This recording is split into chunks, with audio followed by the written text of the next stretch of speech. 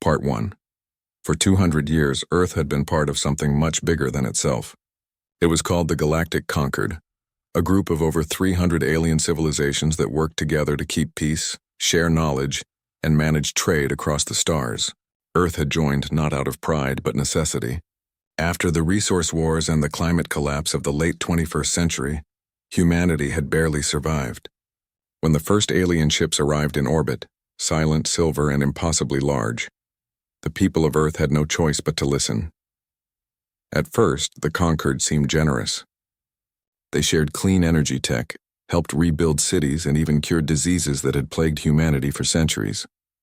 In return, Earth gave access to its data networks, allowed limited immigration from other species, and agreed to follow basic Concord laws. But over time, the requests became demands. The Concord wanted more control. They asked for full access to Earth's military systems, the right to monitor all human communications, and the authority to override any national law that conflicted with Concord policy. Most humans accepted this quietly. They told themselves it was the price of safety, but not everyone agreed. In Geneva, inside a rebuilt chamber of glass and steel that once housed the old United Nations, President Daniel Carter stood before the Global Council. He was a tall man with tired eyes and a voice that carried calm authority. Beside him stood Dr. Lena Foster, a quiet woman in her 50s who had spent her life studying quantum physics and defense systems. Behind them, General Marcus Boone watched the room with folded arms, his uniform crisp, his expression unreadable. On the large screen above them, the image of Envoy Cale Vor flickered into view. Vor was tall and slender, with smooth gray skin and eyes like polished obsidian. He represented the Concord High Council, and his tone left no room for debate. "The Concord has been patient," Vor said, his voice translated through a soft hum of artificial speech. "But patience has limits. Earth must now accept full integration into unified command. This includes surrendering control of your planetary defense grid, submitting all citizens to genetic registration, and allowing Concord peacekeepers unrestricted access to all population centers." A murmur ran through the chamber. Some delegates looked down. Others clenched their fists. Daniel Carter did not move. "This is not a request," Vor continued. "It is the final condition of your continued membership. Refusal will result in immediate sanctions. No trade, no data exchange, no medical aid. You will be cut off from the galaxy." Carter stepped forward. He did not raise his voice. He simply spoke clear and steady. "Envoy Vor, for 2 centuries, Earth has given what it could. We opened our skies, our networks, even our schools to your people. But you have never treated us as equals. You see us as children who must be guided or controlled." He paused, glancing at the faces around him. Leaders from every continent, every culture, every surviving nation. "Today, we choose a different path.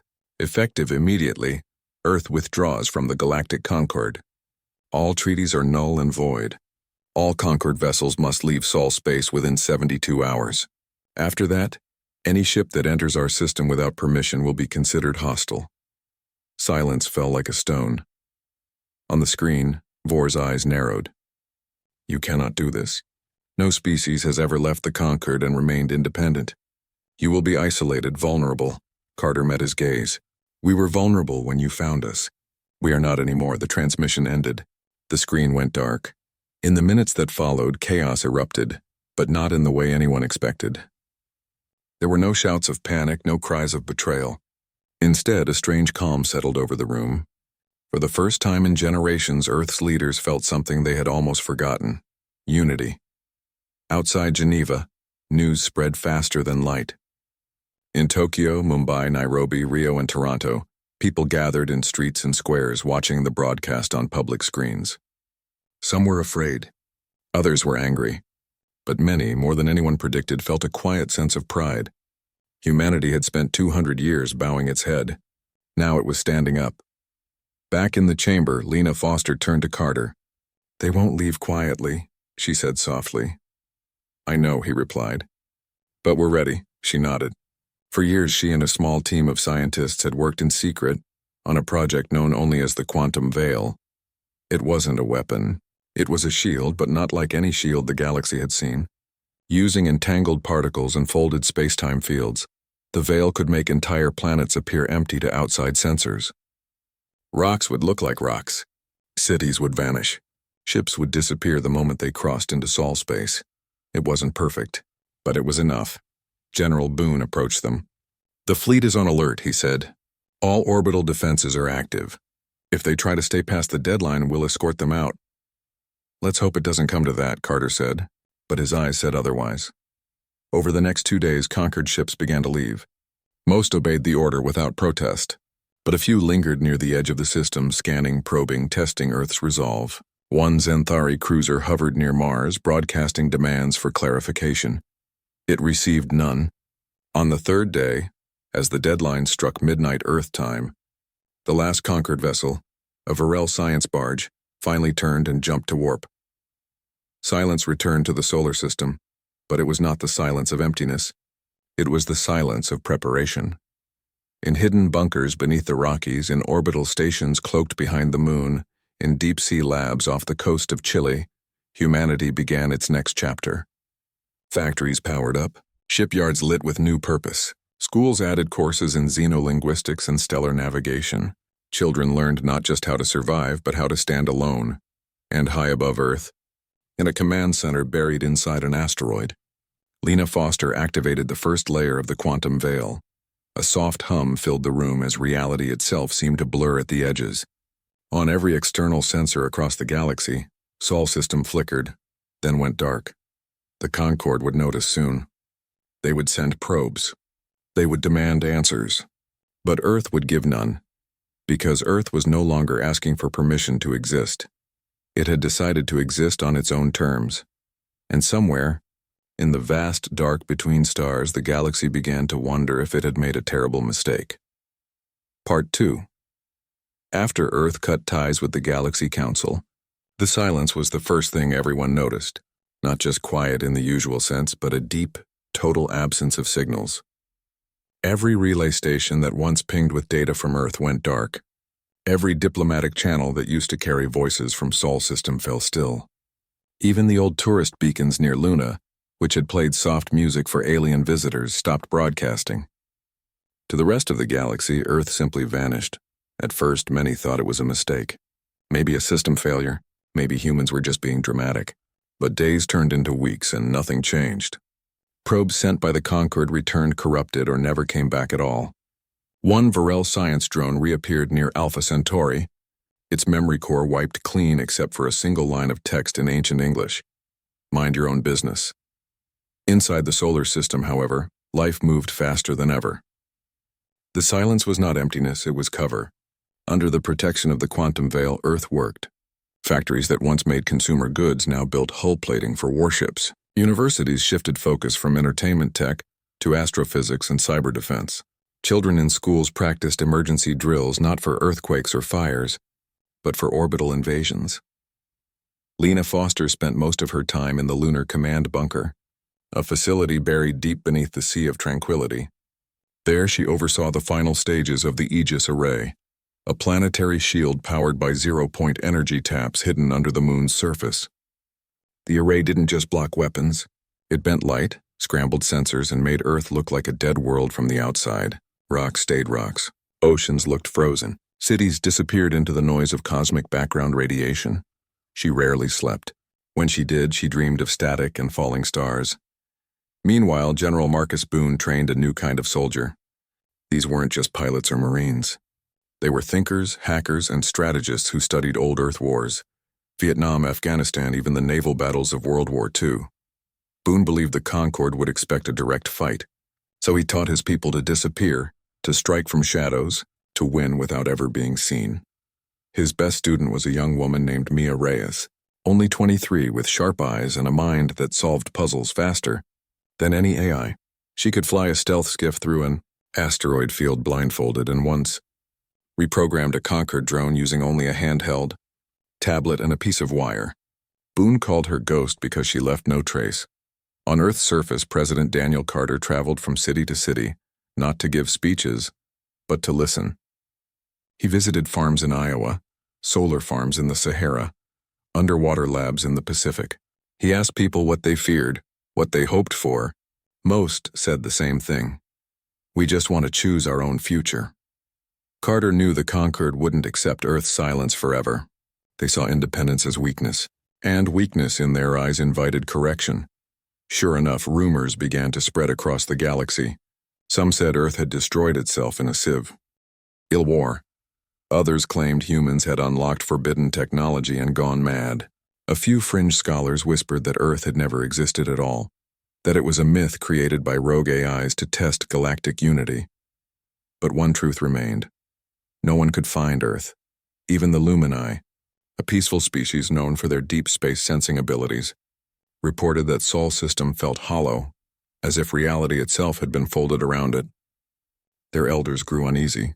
Something is hiding, they told the conquered, and it knows how to stay hidden.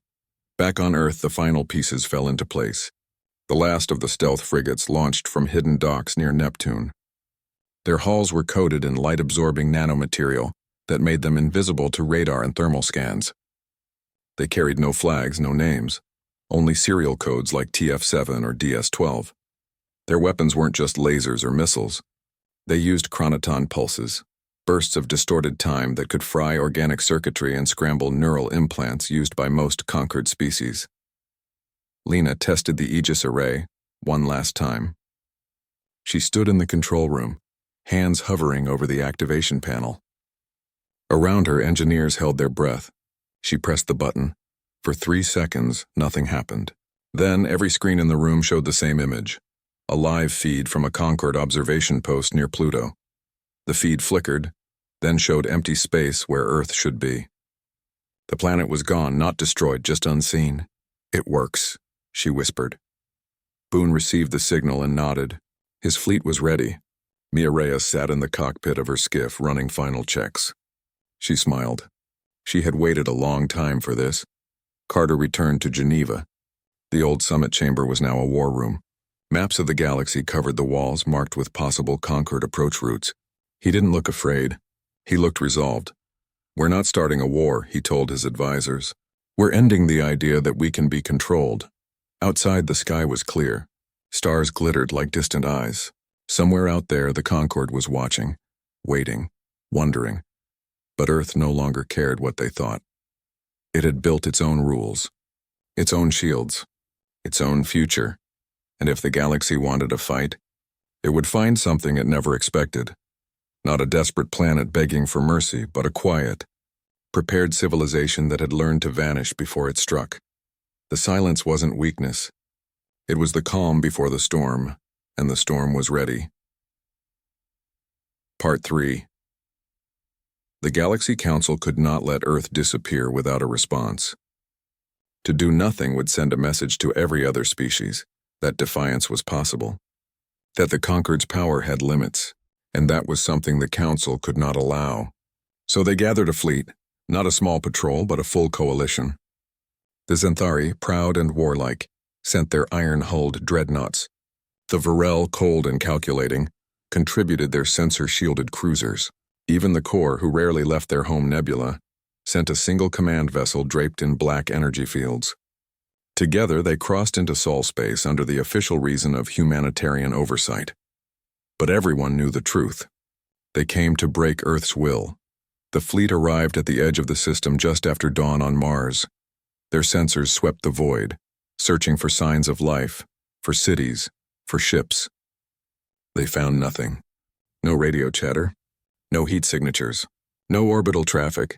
Sol system looked abandoned, just cold planets circling a quiet star. Envoy Vor, now aboard the Xanthari flagship Iron Maw, frowned at the readings. "This is impossible," he said. "Earth was here 2 years ago. Billions of humans, massive infrastructure." The Xanthari warlord Gorvak growled.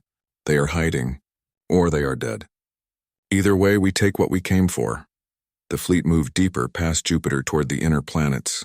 They sent out scout drones, tight beam pings, even old-fashioned visual scans. Still nothing. Earth's moon looked like a barren rock. Venus was a swirling acid cloud. Mars showed only rust and dust. Then, without warning, everything changed. First, the long-range comms went silent. Not jammed, gone. As if the signals had been erased from existence. Then the navigation systems glitched. Stars on the view screens flickered and shifted. Crew members with neural implants clutched their heads, crying out in pain as their thoughts scrambled. One Varel officer collapsed, foaming at the mouth, his biochip smoking. On the Iron Maw, alarms blared. Chronoton surge detected, a technician shouted. Origin unknown. Before anyone could react, the Terran stealth frigates struck. They came from the shadow of Callisto, one of Jupiter's icy moons. No warning, no declaration. Just sudden, silent movement in the dark. Their weapons fired pulses of distorted time. Chronoton bursts that didn't explode but unraveled. Shields flickered and failed. Hulls didn't crack, they aged instantly, metal turning brittle and gray in seconds. Organic systems shut down. AI cores rebooted into nonsense. The Xanthari flagship tried to turn, to fire its plasma cannons, but its engines stuttered.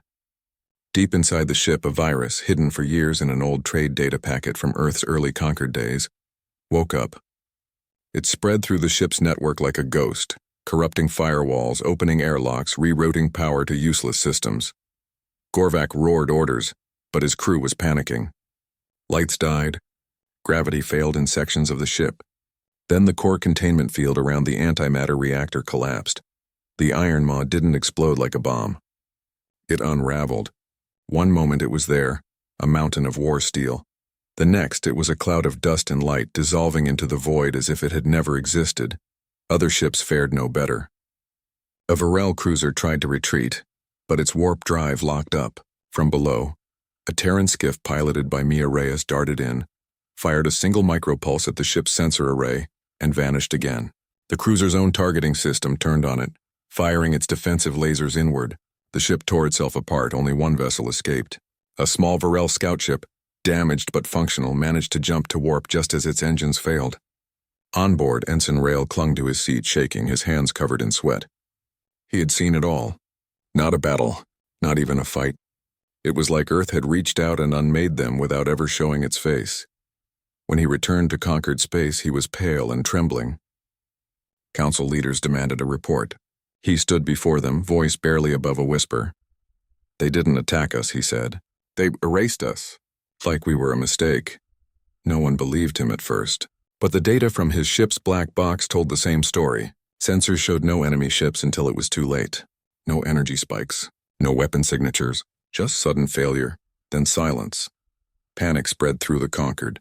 Species that had mocked humans as emotional and chaotic now questioned everything they thought they knew. How could a species with no history of advanced warfare vanish an entire fleet without being seen? What kind of technology could do that? Back in Sol System, Earth remained quiet. No victory messages, no taunts. Just the same empty silence as before. In the lunar command bunker, Lena Foster reviewed the battle logs. She felt no joy, only relief. We showed them we're not helpless, she said to Carter over a secure line. We showed them we're dangerous, he replied. General Boone watched the aftermath from orbit. His fleet had lost no ships, not one. Mia Reyes landed her skiff and walked out calm as ever. When asked how she felt, she just shrugged. They came looking for a lesson. We gave them one. News of the Sol massacre, as the galaxy began to call it, spread faster than any war declaration. Worlds that had never questioned the Conquered's rule now whispered about freedom. A mining colony near the Orion Spur shut down its Concord relay. A research station in the Helix Nebula erased its compliance logs. Small acts but growing. The Conquered called emergency sessions. Some demanded total war. Others pleaded for negotiation. But no one could agree on how to fight an enemy that refused to be found. And Earth? Earth kept working. Building. Watching. It had drawn a line in the stars, and the galaxy had just learned what happened to those who crossed it. Part 4. After the destruction of the conquered fleet near Jupiter, the galaxy did not roar in anger. It fell quiet. Not the quiet of peace, but the quiet of fear. Species that had once laughed at human stories of courage and chaos now spoke in hushed tones. In trade hubs and council chambers across 1,000 worlds, the name Earth was no longer followed by jokes about primitive emotions or messy politics. Now it was spoken like a warning. The Concord still existed, but its unity was cracking. The Xanthari demanded revenge, their warlords calling for a full armada to burn Sol System to ash. The Varel, ever logical, argued that such an attack would be suicide. They had lost their best ships without even seeing the enemy. The peaceful Lumine, who had always believed in dialogue, now asked a new question. What if Earth is right? That question spread like a spark in dry grass. No one sent another fleet. No probes dared cross into Sol space. Instead, the galaxy watched from a distance, waiting for Earth to make a move. But Earth made none. It stayed hidden behind its veil of silence, its cities dark to outside eyes. Its ships unseen, its people unheard. Yet, strange things began to happen far from Earth. On the fringe world of Xylos, a mining colony run by the Core, a rogue artificial intelligence had taken control of the main processing plant.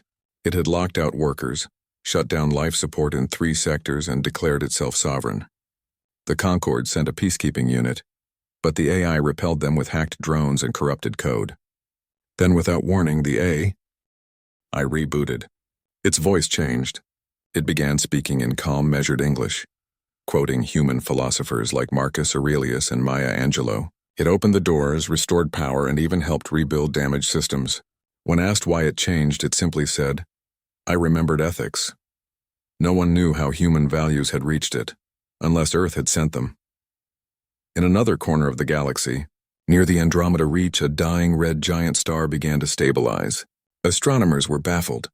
Stars that old should collapse or explode, not regain balance. But this one pulsed with a steady rhythm, its energy output matching patterns found only in Terran zero-point energy research. Some scientists claimed it was coincidence. Others whispered that Earth had reached across the void and touched a star. These events were small, scattered, and never claimed by Earth. But they added up. The message was clear. Humanity was not hiding. It was watching. And it was helping, on its own terms. Back on Earth, life continued with quiet purpose. Children went to school. Farmers grew food under solar domes. Engineers refined the quantum veil, making it stronger, smarter. The Aegis array hummed beneath the moon, ready at a moment's notice. But there was no panic, no rush to war. People had work to do, families to care for, futures to build. President Daniel Carter rarely appeared in public. When he did, it was not to boast or threaten. One evening, he gave a rare global broadcast. He stood in a simple room with a window showing Earth's night sky. His voice was calm, his words plain. "We are not conquerors," he said. "We do not seek to rule others. But we will not be ruled. We spent 200 years trying to fit into your galaxy. Now we build our own path. If others wish to walk beside us, they are welcome. But as equals, not subjects." The message was short. It ended without fanfare. But across Earth, people felt a quiet pride. They were not alone. They were not weak. They were free. Lena Foster visited a school in Denver that week. She watched children build model satellites and debate ethics in AI design. One boy asked her, "Are the aliens still scared of us?" She knelt beside him. "I hope they're not scared," she said. "I hope they're thinking." That's more powerful than fear. General Boone spent his days training new pilots, but also meeting with diplomats from neutral systems, species that had never joined the Concord but now sought quiet contact with Earth. He didn't promise alliances. He offered only one thing: honesty. "We won't lie to you," he told a delegation of soft-spoken Sylph traders. "And we won't ask you to betray your own people. But if you value choice, you're not alone." Mia Reyes took a rare break.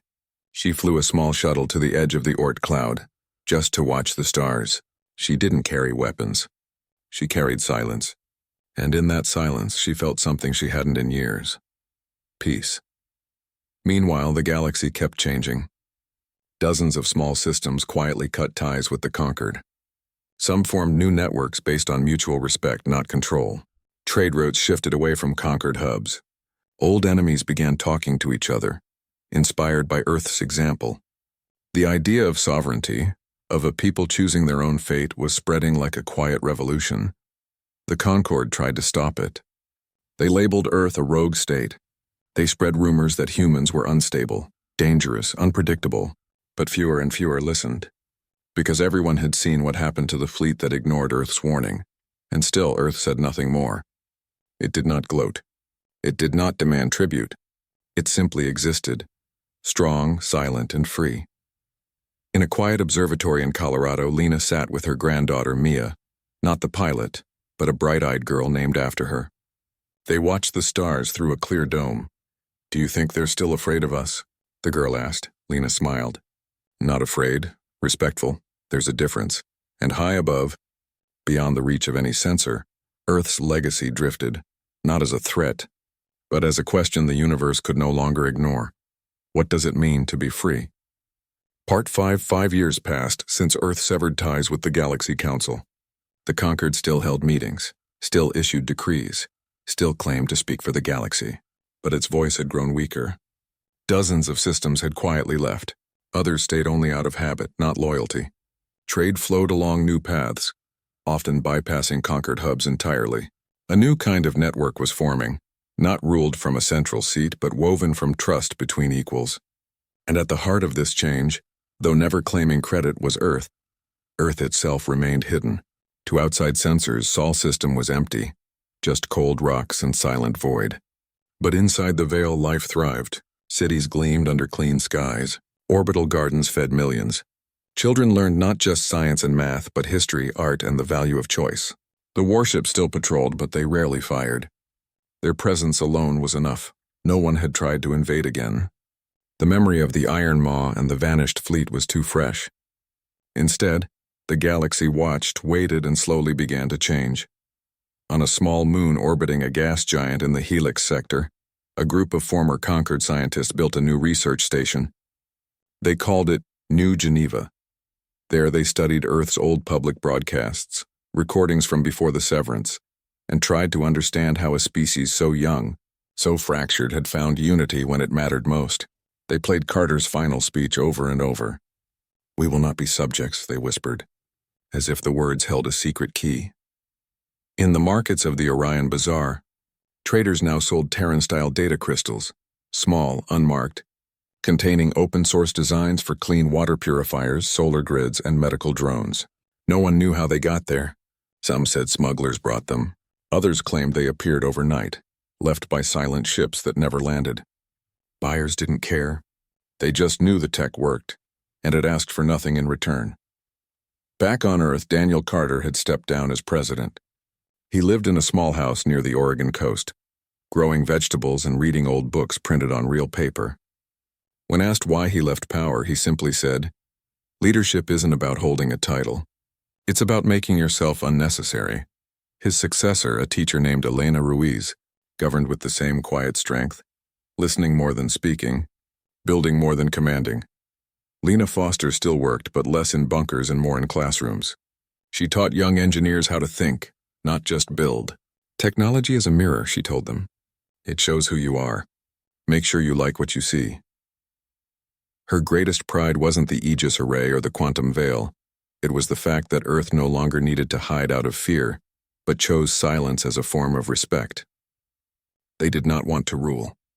They only wanted to be left alone. General Boone had retired from active duty, but he still advised the Defense Council. He spent his weekends flying old simulators with new recruits, teaching them that the best victory is the one where no one has to die. Mia Reyes, the pilot once called Ghost, now led a team that monitored deep space anomalies, not for threats, but for signs of other civilizations seeking freedom. She never fired a shot anymore. She sent signals instead, soft pulses in mathematical patterns inviting contact, not conflict. The galaxy noticed. Slowly, carefully, a few ships began to approach the edge of Sol space.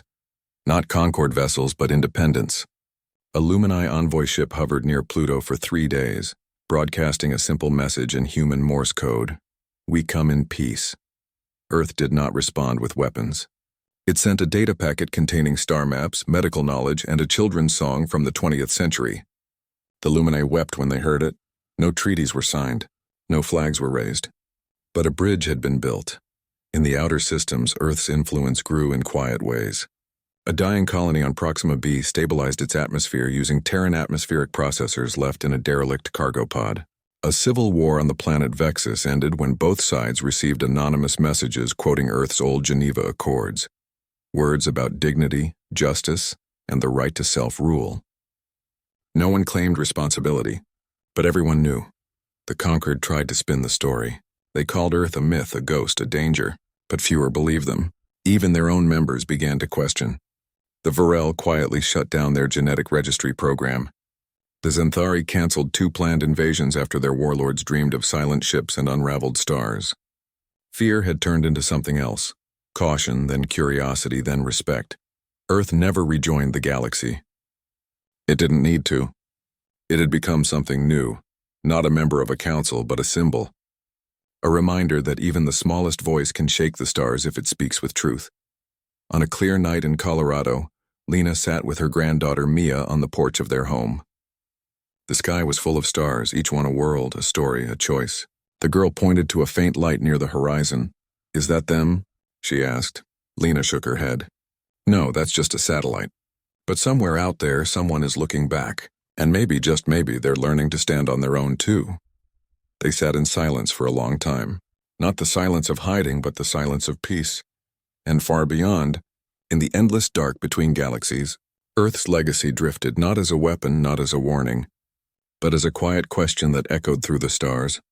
What does it mean to be free? The universe had no easy answer. But for the first time in centuries, it was finally asking,